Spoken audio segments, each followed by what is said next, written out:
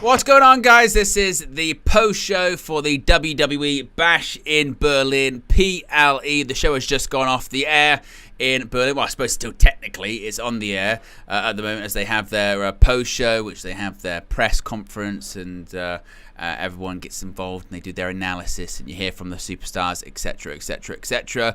As far as, I suppose, top-line stuff, I've said before, I think that WWE's pivot to doing these international PLEs for these kind of shows is genius, because look at what WWE achieved tonight. You know, let's strip it all back. Look what they actually achieved this evening.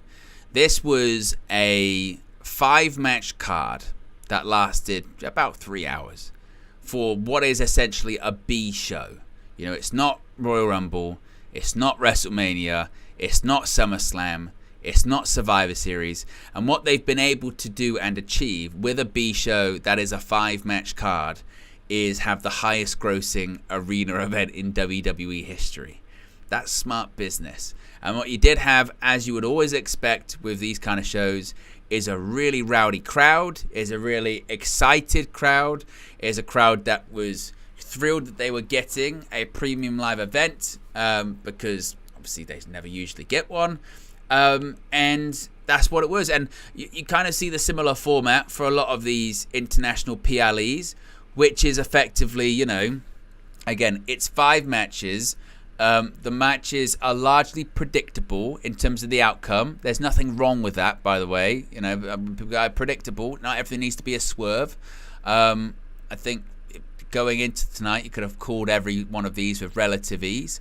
But it was a fairly fun show to watch. I mean, not anything to totally write home about, you would probably say. A little bit of story development here and there, probably more so for maybe that sort of the Punk Drew McIntyre one, because you don't think that's kind of over. But largely predictable. All matches got a fair amount of time. All matches went over 12 minutes minimum on the show. And again, overall, if I was to rate it out of 5, I'd probably give it like a 3, maybe. It was a fine show. Again, nothing too extraordinary. Maybe the most sort of entertaining thing is probably, you know, the crowd. Best match on the show, probably between the main event and the Punk match. Maybe I thought the Cody match was pretty good in the opener too. Like I said, overall, it's what these international PLEs are. If you look at, Clash at the Castle a few months ago, it was largely similar to that. You know, not super loads to write home about. You get the hometown guy in the main event competing for the world title in a good match. Get some story development, and WWE makes a boat ton of money in the process, which is, you know, what it's all about too. So when it comes to all of that, I thought it was overall it was an okay show. It was a fairly good show. Let's get into the matches and the outcomes. As I mentioned, very, you know, predictable in terms of what was going to happen, who was going to win the matches. We began the show with Cody Rhodes. I was a little bit surprised with the match order of this, but not really. I suppose in retrospect, you go, well, it's the German PLE, it's going to have Gunther in the main event. But you never know with Cody. Sometimes he has been in the main event for PLEs when you go, that's a bit of a surprise. I didn't think he was going to be in the main event for that one, because it doesn't feel like that's really the match that should be in the main event. But you know, that sometimes is what it is, really, isn't it, with that kind of thing. For instance, was it Money in the Bank when he was in the main event? It was a 6-man tag. You thought, could have maybe been, you know, was it Rollins versus Damian Priest? Could have been the main event for that one, perhaps, but whatever. So I wasn't totally surprised. As they always say, if you're not going to go on last, you might as well go on first, because you can get the, especially with these shows, because you've got the international crowd there going crazy. And largely the story they're trying to tell here, and this story clearly is not over. I think people coming into this one had wondered, are we going to get a Kevin Owens heel turn? Are we going to get Kevin Owens, the old Kevin Owens? They've teased the story, haven't they, so much on television. Kevin Owens can't be trusted. Look at all of these people that he has turned on in the past. And then Friday on SmackDown, they were saying the thing about Cody, you've got a knee injury, haven't you? You've got a knee injury. So you say you've got a knee injury, and Cody Rhodes denies it. And then as the match goes on, turns out, yeah, Cody maybe does have a bit of a bum knee. Yeah, Cody might have a bit of a knee injury. He goes for an avalanche Cody cutter, and he can't do it because he's got this bad knee. And the question was, I suppose, is has Kevin Owens changed? Is Kevin Owens now a good person? The Kevin Owens of 7 years ago, when he was last the Universal Champion, over 7 years ago, would have attacked the knee, would have singled out the knee, would have victimized Rhodes, and would have made sure he did nothing but win and leave as the champion. That would have been his only priority. I would do everything in my power. I'm the prize fighter, right?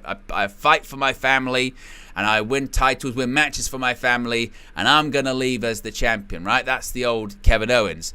And what this match really, the story I suppose that it was trying to tell, is essentially that Kevin Owens has gone soft. Kevin Owens has gone soft. He had moments of opportunity to take out Rhodes, and he couldn't do it. When Rhodes couldn't do the avalanche Cody cutter, he thought about going after the knee, and he said, no, I'm not going to do it. He hesitated. When he had the opportunity on the outside of the ring to powerbomb Cody Rhodes onto the ring apron, he didn't do it. And eventually that hesitation cost him, because Rhodes hits a crossroads and then he gets the victory. Now, I will say, when it comes to Cody Rhodes hitting the crossroads, he hit 4 of them in this match. Apparently, the crossroads as a finish means next to nothing, particularly at one point in the match where Cody hit 2 crossroads back to back. You know, sometimes that's like the alley-oop grand finish, isn't it? Crossroads, pick him up, crossroads. And he goes to get a third one, and Kevin Owens comes out, hits a stunner. I guess those crossroads don't hurt. And a few seconds later, he's back upon his feet, Kevin Owens. And I was like, oh. So when he did hit the crossroads for the victory, there was this kind of flatness, as if to say, but I thought that move couldn't beat Kevin Owens a couple of minutes ago when he hit it back to back. But now one's enough. I guess pro wrestling, right? But after the match, you're then wondering, well, you knew Cody's going to win, so now we're going to get the Kevin Owens heel turn.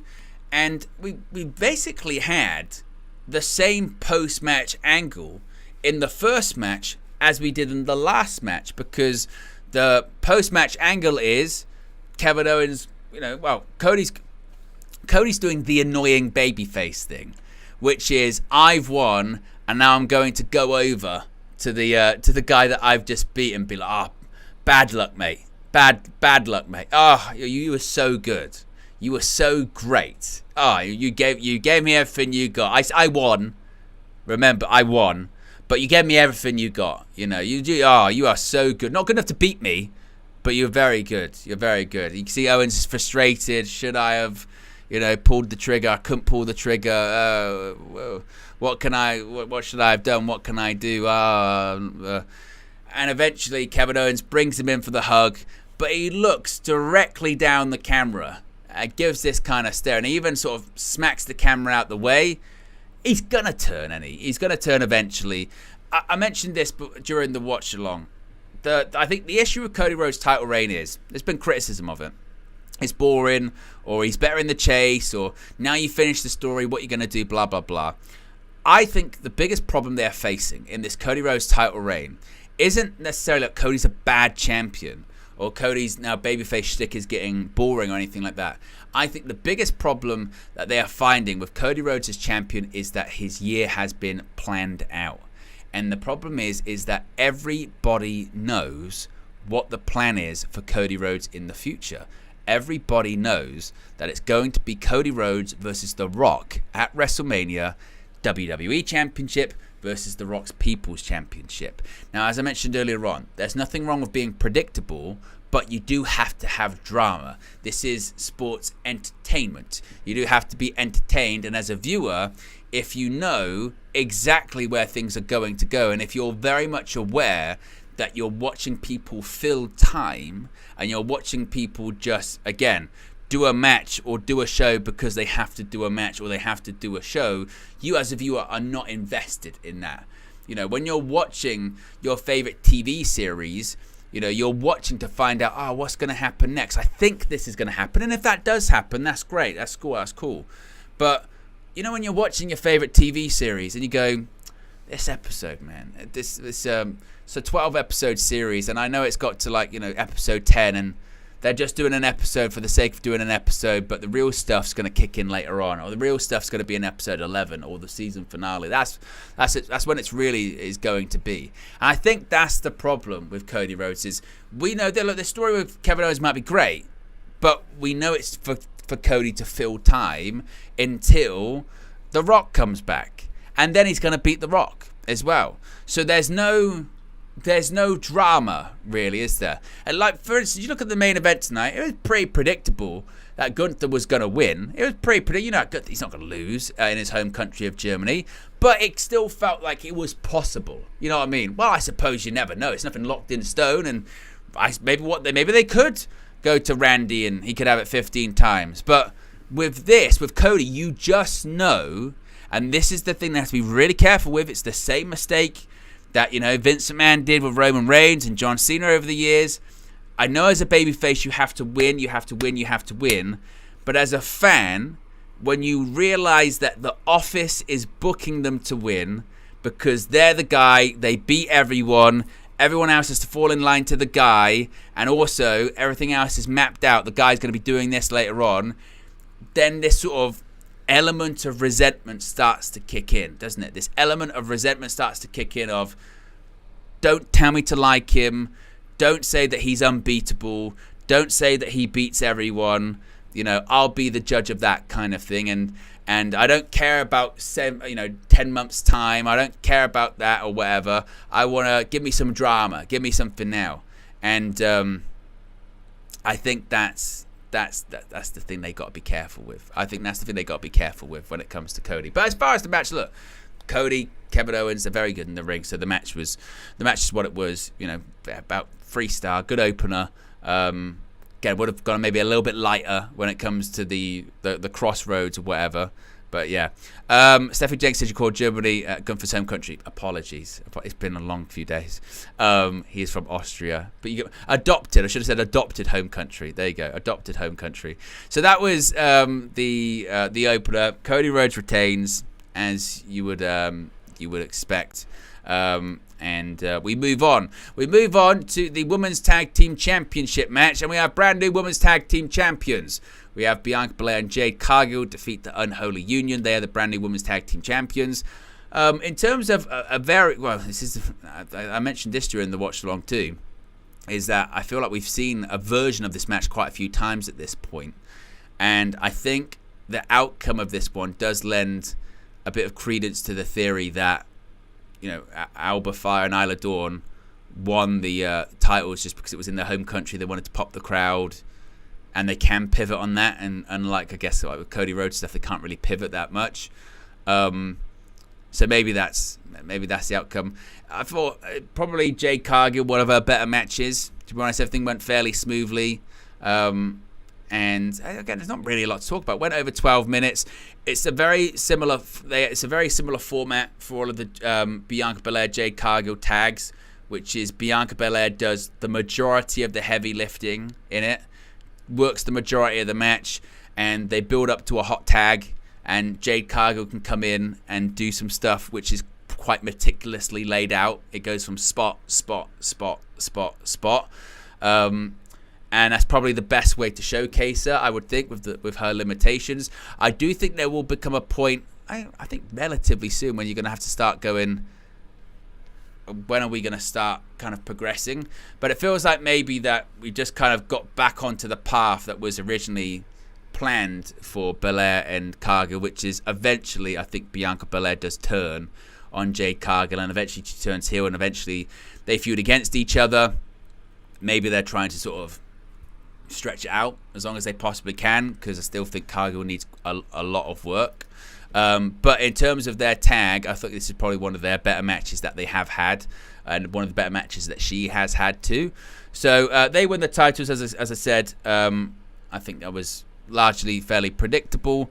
But Bianca Belair, Jade, Cargill, they are the new women's tag team champions. Right, let's move on to the strap match. That was next. CM Punk finally defeats Drew McIntyre. CM Punk gets his first victory in WWE in over a decade. In his third match back. He was in the Rumble. He wrestled at SummerSlam. He wrestled in this one.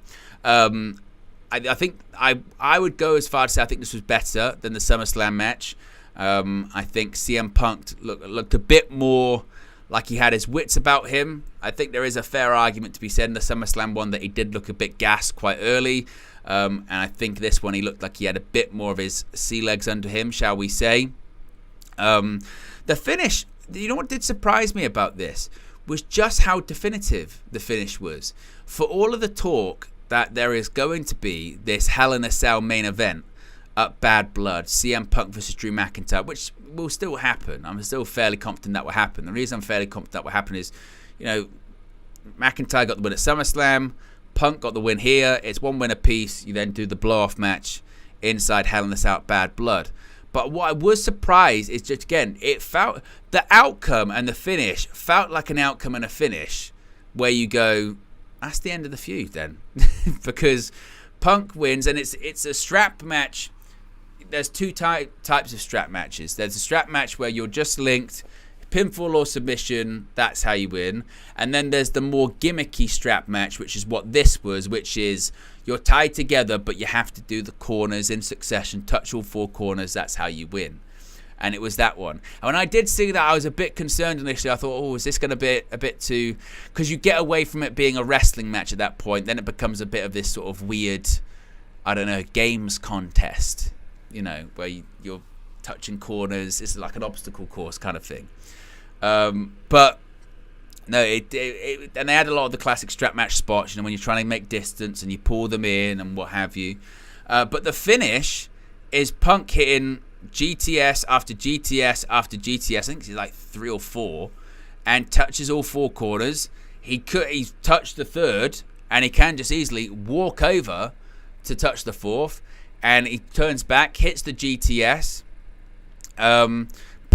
takes the bracelet off as well, puts that on, touches the corner, wins, and wins the match again definitively. That's as clean as it gets for CM Punk, hitting multiple GTSs and touching all corners. Now, maybe thinking about it, maybe just the way that they've formatted this is that Drew McIntyre can go, well, you've still never beat me. You've still never pinned me. You've still never made me submit. You touched four corners. Great. Okay, you won some kind of weird game. But normally in wrestling, you have to pin someone's shoulders to the mat. You have to make them submit. You have to make them give up, or you have to, beat them. And there's no better way to do that than in Hell in a Cell or something like that. Maybe that's how they'll do it. And maybe this is also the other way to kind of move away from all of the bracelet stuff that has maybe kind of overly dominated this story, because it does feel like they've kind of moved away from what originally the story was. Remember, the story originally between CM Punk and Drew McIntyre before Punk got hurt was just that Drew McIntyre doesn't like CM Punk because CM Punk's a dick, and CM Punk was a dick back in the day to him and held him down and hurt his career, so he doesn't like him and he doesn't forgive him. And then they have the thing in the Rumble, and he gets hurt, and then that turns into, I prayed that you would get injured, I hope that you would get injured, I got you injured, I took WrestleMania away from you. Then it just turned into two guys that hate each other, two guys that took things away from each other, and then it kind of again spiraled into the whole thing about the bracelet, and that has been criticized because people sort of saying, well, let's move away from that. And maybe that's what this intention is also, just to kind of, Punk's got it now, that's over. Let's just move back to these guys don't like each other and just, screw the whole bracelet stuff. So maybe that's also a part of it. I mean, I guess technically Punk's retort can be, well, I did make you tap out, maybe, but then McIntyre can just be the heel in that regard, go, that's not how it works. They're going to do that. That's what heels do. They're idiots. So as far as the match went, I did enjoy the match. I think I would probably give the main event the edge over it, but I thought it was a good match. I was sports entertained, as it were, and Punk gets a win. And still, we're at that stage, I think, with Punk, aren't we, where because of his history over the last couple of years, you're just looking for him to get through these matches and not get hurt, you know, and have a run of time where he doesn't get hurt. So there was a few bumps in the match when he went through the table and stuff. You're thinking, oh, just don't get hurt again. But he seemingly is fine.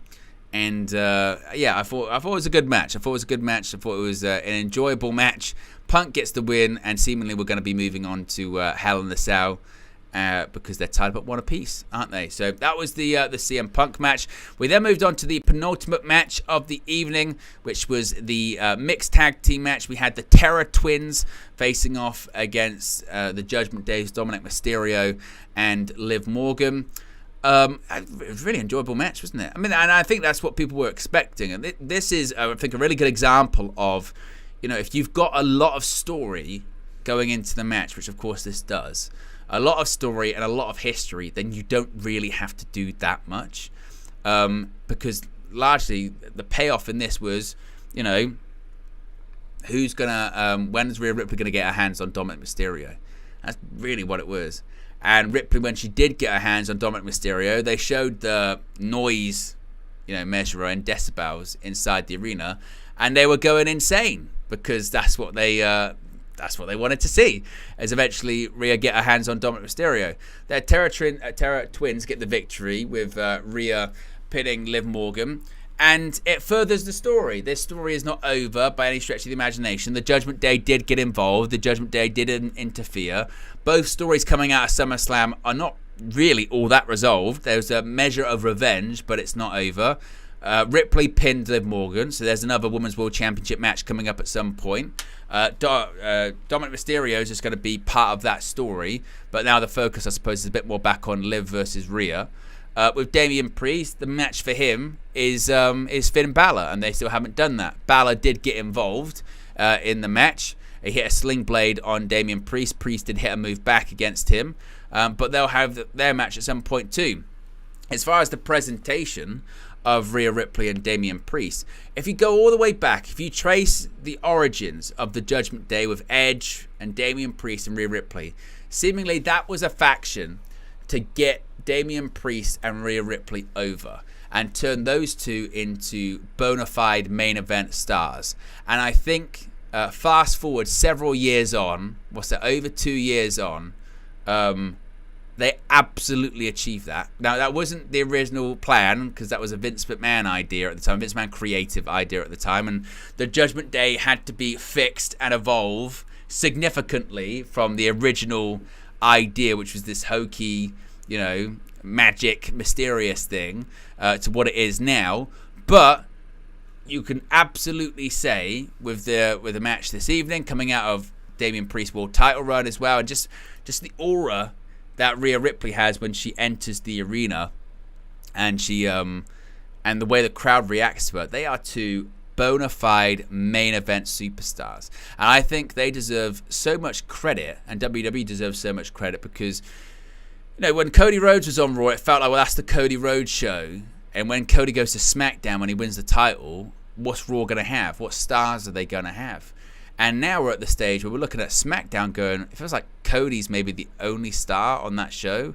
Maybe there's a couple there. But Raw feels like it's overflowing with stars, and sort of more current stars and more emerging stars like Damian Priest, like Rhea Ripley, obviously like McIntyre, who's in his prime, like a veteran like Punk, like a Gunther. You know, it feels like it's, wow, that's a really a show that's quite vibrant. And these two, just again, the way the crowd reacts to them, the way they look in the ring, their presentation, just everything about them just screams main eventers. And I think that is a huge testament to how effective the Judgment Day has been. Now, what the current version of the Judgment Day will do for those members, I'm not sure. I'm not sure if they can do that for the members that are currently in there. Maybe Liv Morgan, I suppose. But that was my biggest sort of takeaway looking at this match. I was going, Damian Priest and Rhea Ripley, they are just so over, so popular, and also they just look like Again, bona fide main event superstars. Absolute superstars. So they get the win in that one. Again, as you would expect. And finally, we move on to the main event, which again, as you would expect, saw Gunther retain the World Heavyweight Championship against Randy Orton in a very lengthy main event. Actually goes close to 35 minutes. Gunther gets the victory in the end, definitive, by choking out Randy Orton. Chokes him out in the middle of the ring, and afterwards, Randy Orton gives him the sign of respect, shakes his hand, and anoints him. Really, says, well, you beat me fair and square that time. Didn't at King of the Ring, but this time you did. You were the better man. And what's more, we knew Gunther was going to win. There was no way that Gunther was going to lose at a PLE that was probably largely booked. I mean, they're probably always going to do something in Germany anyway, but the moment they did it, everyone went, well, Gunther's going to be in the main event for that because it's kind of his show, really. But what I really liked about this is, to me, this felt like just an old school wrestling pay-per-view main event. Not a huge amount of high spots, largely physical. There was a couple of kickouts of finishes, okay, like with the RKO and that, but it was very calculated. It was, by today's age, slow, but that's what I like. You know, I like taking time. I like not rushing into a million spots. I like being able to remember everything that can happen in it. Some high spots, you know, with Randy Orton with the backdrop off the stairs through the table. But largely, again, it was just psychological, just makes sense, methodical. Think about it from Randy Orton's point of view. Right, I faced Gunther once before. If I'm facing him again, what would I try and do to beat him? Well, he constantly is chopping the shit out of me. So I'll try and stop him being able to chop. He chopped me twice earlier on. I'll go after his arm. That's the story. And that's all it needs to be. That's all. If a story of a match, of course, should have a lot of story baked into it, coming into it. But a story of an actual physical contest should be, how do I beat this opponent? How do I beat him? And that, for me, shouldn't be, I'm going to do, you know, this flip, that flip. I'm going to do this. Why? Well, it looks cool. Well, I don't care how it looks. I care, does it make sense? I care, does it tell the story? I care, does it make my opponent look better? Does it achieve what I want to achieve in the match? Randy Orton ain't going to do high spot after high spot after high spot. Randy Orton, because he's popular and he's over and he's older. So his thing could just be, right, they know I've got a bad back. You work on my back. That's it. You work on my back. I'll work on your arm. And then we'll tell a story. We'll take our time. We've got a bunch of time.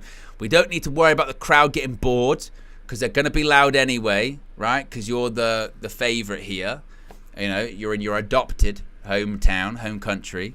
And we can pace it as long as we want to go, as slow as we want to go. I'll keep working on your shoulder or your arm. You keep working on my back. We've told the story about, you know, hitting the arc out of nowhere. And because even that spot, they must have spent like 15, 20 minutes building up to basically like one spot, which is, I've hurt the arm over and over and over again. Gunther likes to use a power bomb as well. Can't do it. Eventually he does it, but he's not really strong enough, so he's going to kick out. Right, I'll try and do it again because I just did it. Can't get him up. Boom. RKO. Kick out. 2. You know, that's all you need to do. That's all you need to do. You don't need to do all of the stuff to get to that point. And then eventually, what do we get? We get Gunther locks in the sleeper. Even that, they transitioned into a thing where it was like Randy Orton was going to hit the RKO. Why? Because what's the story? Gunther said, no one catches me out of nowhere. I always see it coming. And what was the finish? He saw it coming. He saw him going for the RKO. So he went, no, I see what you're trying to do. Locks in the sleeper again. Great finds him. Randy Orton passes out. Great match. You know, doesn't need to be that constant high spot thing. So I really enjoyed that. Now I know, again, by today's day and age, there might be some more modern fans. They might say, it's really boring. They didn't really do that much, but I think they don't need to. And I thought it was a good match. I thought, again, the show largely was a good show. Again, predictable, nothing too much to write home about, but enjoyable. And also, it's about putting over the new champion. Gunther's just won the title. He's been champion for 28 days. The pay-per-view is largely centered around him. So you go do the honors, don't you? You get a big star, Randy Orton, who no one cares if Randy Orton loses. It's not, Randy Orton's being buried, or Randy Orton, he's got no cachet now because he lost to Gunther.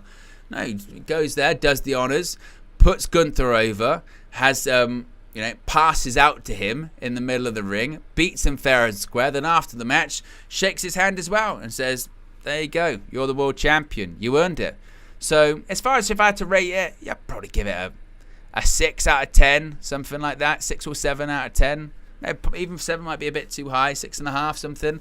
Like I said, it wasn't awful, wasn't totally amazing. Crowd was as you would expect, really good crowd, and it progresses some stories moving on. Again, you could make the criticism maybe of some of the matches being a bit predictable. Well, all the matches being predictable. It's not a bad thing, but you would maybe like to see it's a bit of a curveball in one of those matches. But I mentioned this when someone said it in the comments in the watch along. Like, ultimately, it really doesn't matter, because look at what I said. Look what WWE achieved this evening. This is a B show. This is a B show that a couple of years ago would have been like, oh, we're doing, I don't know, we're doing Over the Limit in Phoenix, Arizona. And they'd have sold a certain amount of tickets, and they'd have gone, cool, yeah. And we'd have gone, oh, nothing really happened in that show, but that was cool. Whereas this evening, they've gone, we've done that show, we've done the same show, with the same kind of, oh, cool, it was a good show, and it's the highest grossing arena event that they've ever done. You know, they've made a load of money. They've made a load of money, and they've got a rabid crowd whilst they've done it, and they've also spread further internationally their footprint around the world. That's good business. And they've got another sellout, and they'll have another sellout the next place they go. So what they are doing right now, you can bemoan that maybe it's a bit predictable and what have you, but it's all working. It's all working very, very well for WWE. So I don't think they would particularly care if we went, maybe that finish was a little bit predictable. They'd be like, so? Look, it's a packed house at the moment. And it will continue to be a packed house, for them for a while. They're riding a wave at the moment. So, so there you go. That was the Bash in Berlin show for you. As I mentioned, not so much to write home about, but certainly, again, a very successful international PLE for WWE. If you haven't already, be sure to smash a like on the like button. Be sure to subscribe as well, bottom right-hand corner. There'll be news videos coming up tomorrow with all the fallout from Bash in Berlin. I'm sure there's loads of news stories of lots of stuff going on as well at the moment. And then we'll be covering all of the news throughout September. Next Saturday, it will also be live for an AEW All Out watch-along and post-show. So the watch-alongs continue, so be sure to join us then. Anyway, guys, I'm out of here. Peace.